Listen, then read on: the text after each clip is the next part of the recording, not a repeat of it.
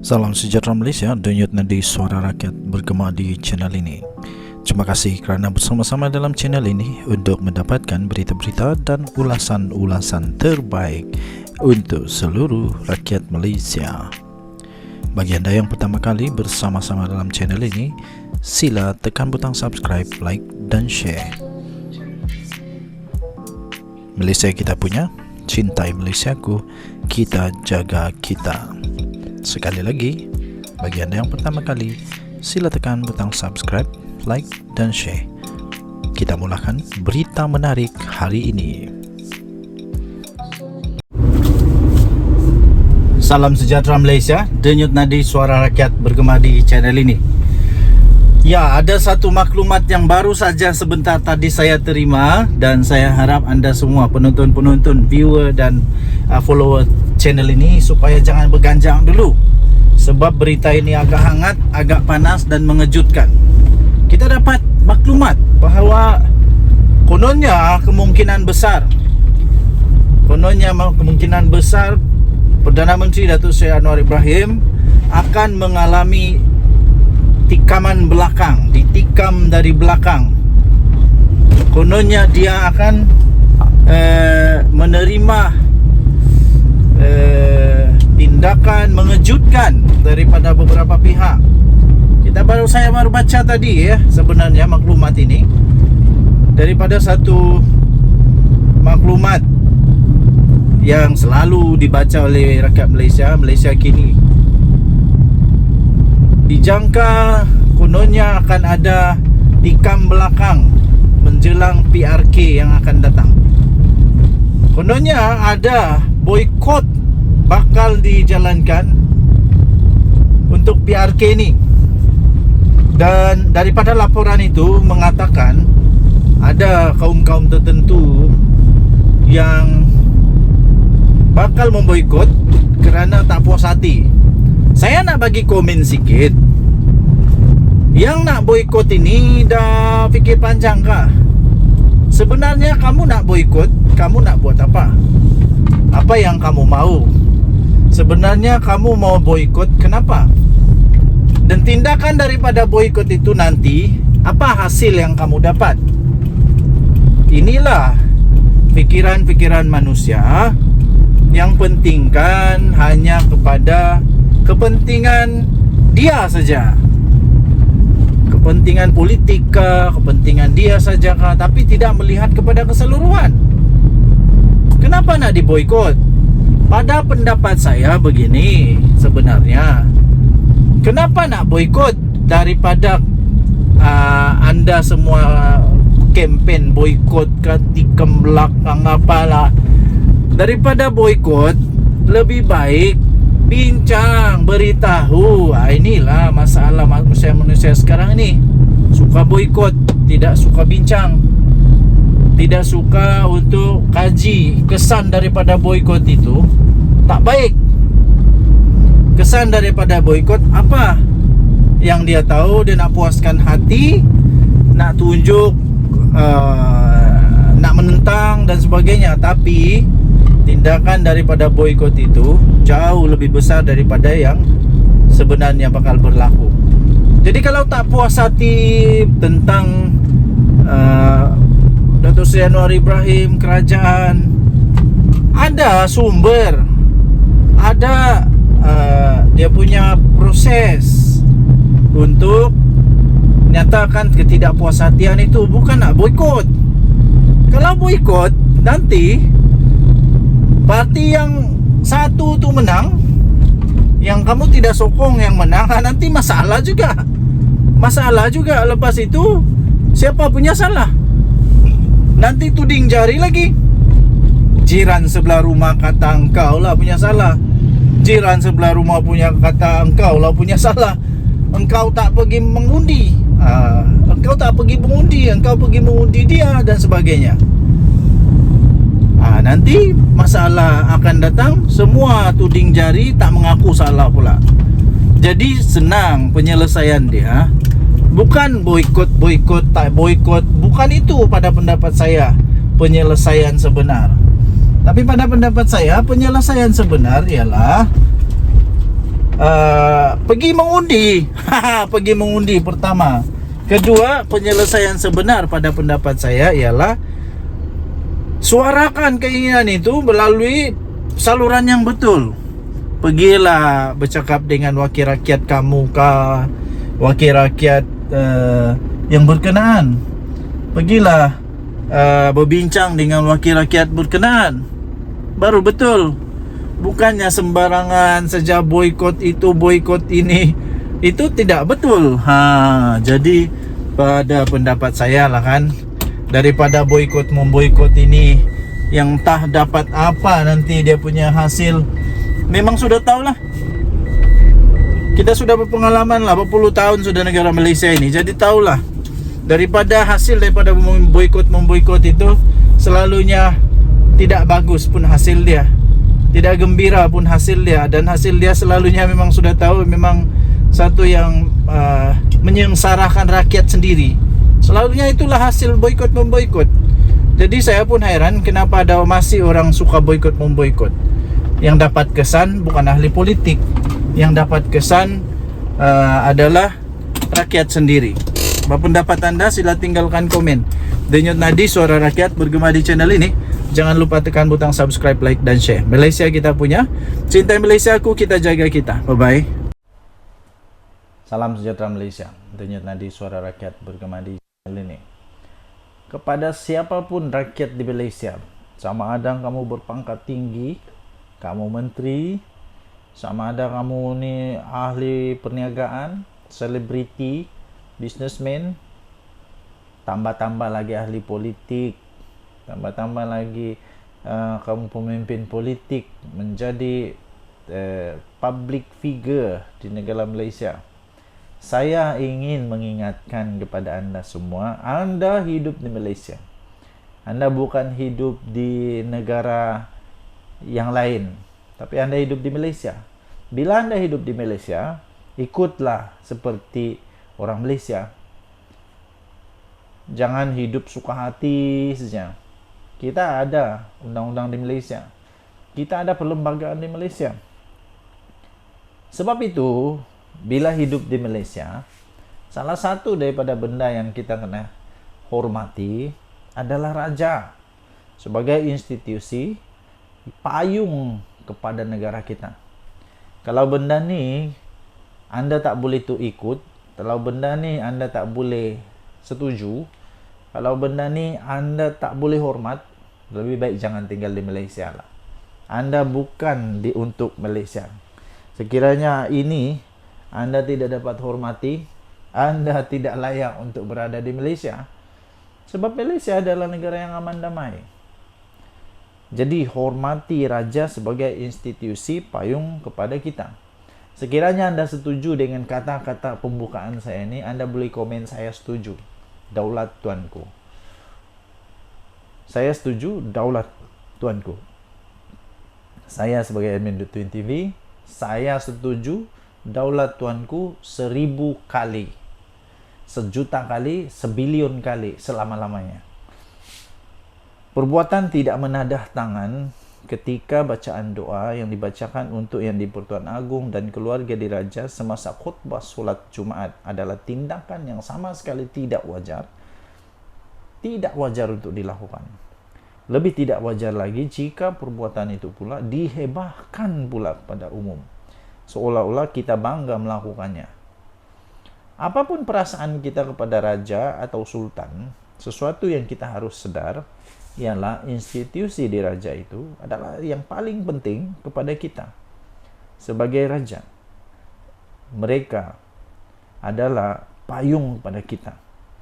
Sebagai rakyat di negara yang mengamalkan sistem raja berperlembagaan ini, kita perlu menghormati itu. Institusi diraja bukan sahaja merupakan ketua negara atau negeri, bahkan ia juga merupakan ketua dalam hal ehwal agama Islam. Mungkin orang ahli PAS ini dia lupa tentang ni. Ini ada belajar di sekolah menengah lah. Dalam banyak perkara seperti hak istimewa orang-orang Melayu dan kedudukan Islam sebagai agama rasmi, institusi itulah pelindung dan benteng yang pertama dan terakhir.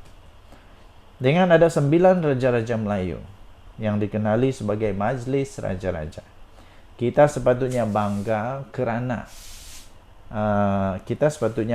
kerana pelindung atau benteng yang melindungi kita itu sangat kebal dan kukuh.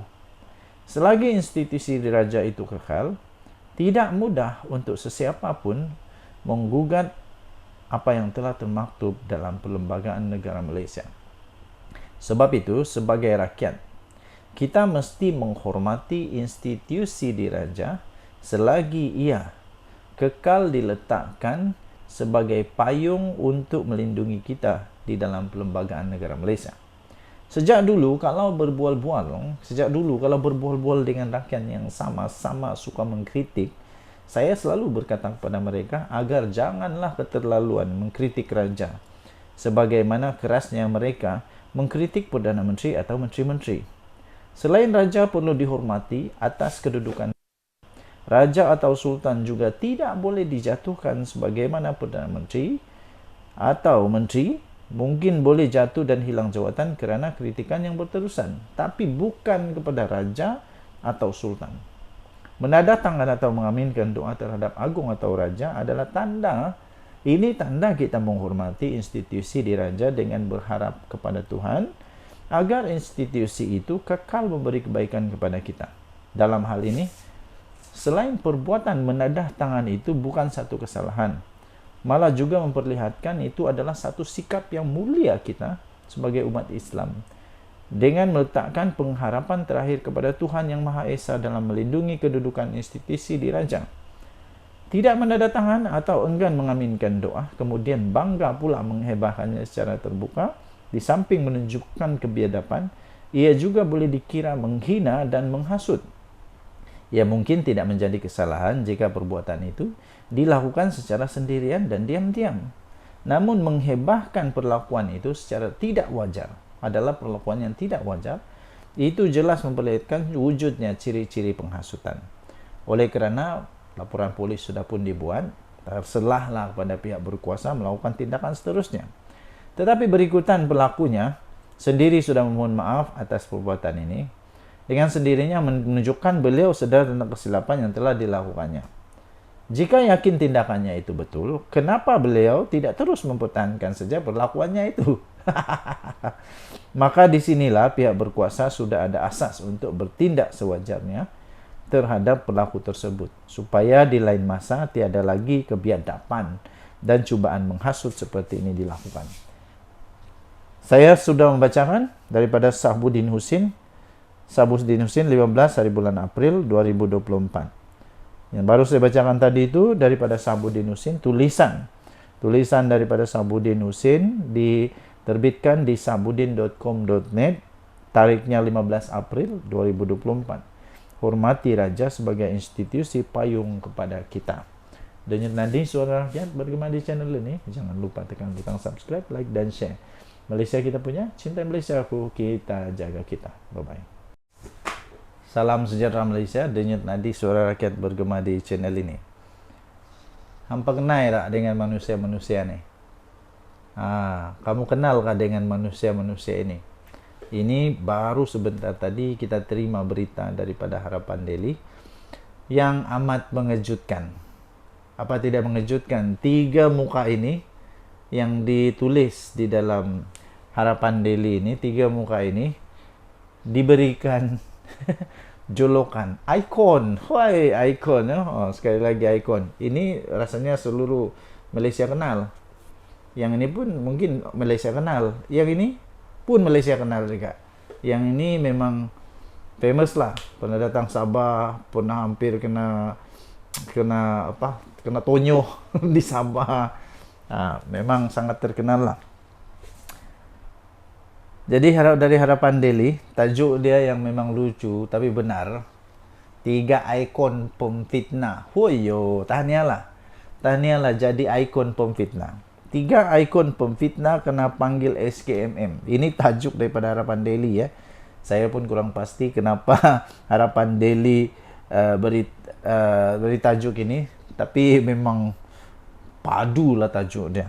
3 ikon pemfitnah kena panggil SKMM. Sebelum itu saya mau tanya kamu boleh komen, Anda boleh komen, tuan-tuan dan puan-puan, saudara-saudari, pakcik-makcik, semua bolehlah komen. Anda setuju tak kalau memang 3 manusia ini menjadi ikon pemfitnah? Kamu setuju tak dengan tajuk ini? 3 ikon ini digelar ikon pemfitnah. 3 ikon pemfitnah kena panggil SKMM. Baru tahu 16 April hari ini. 3 individu yang umum dikenali, famous, selebriti, yang banyak menabur fitnah, akhirnya dipanggil oleh Suruhanjaya Komunikasi dan Multimedia Malaysia SKMM untuk rakaman percakapan pada besok 17 hari bulan. Mereka yang terbabit, saya rasa kamu semua dah tahulah. Nombor 1 ialah Badrul Hisham Syaharin, dikenali sebagai Cikgu Bard. Cikgu Bard, nama dia memang padu, Cikgu Bard. Kemudian Muhammad Salim Iskandar, dan ini paling famous seluruh dunia, seluruh Malaysia famous. Kerana apa? Dulu dia kalah fitnah, terpaksa minta sedekah. Minta sedekah. Dan Wan Muhammad Azri Wan Deris. Siapa lagi kalau bukan Papa Gomo? Papa Gomo lah. Menerusi kenyataan hari ini, SKMM memaklumkan rakaman percakapan untuk Cikgu Brad dan Salim Iskandar akan dijalankan di Ibu Pejabat MCMC di Cyberjaya. Sebelum itu, saya nak tanya juga, sila tinggalkan komen. Di antara 3 manusia ini, siapa yang selalu kantoi dalam membuat fitnah? Di antara Cikgu Bad, atau Salim Iskandar, atau Papa Gomo? Antara 3 ini, siapa yang selalu kantoi? Nah, siapa yang selalu kantoi membuat fitnah? Sementara itu, Papa Gomo pula akan disiasat, dipanggil di Balai Polis Setapak. Kata kenyataan itu, kenyataan daripada SKMM itu, rakaman percakapan ini susulan daripada aduan berkenaan kandungan yang telah dimuat naik menerusi laman media sosial mereka yang disyaki telah melanggar peruntukan di bawah Akta Komunikasi dan Multimedia 1998, katanya. Tambahnya lagi, jelas SKMM lagi, kes itu disiasat mengikut Seksyen 233 Akta Komunikasi dan Multimedia 1998 yang memperuntukkan hukuman denda maksimum RM50.000 atau penjara sehingga 1 tahun atau kedua-duanya sekali jika sabit kesalahan.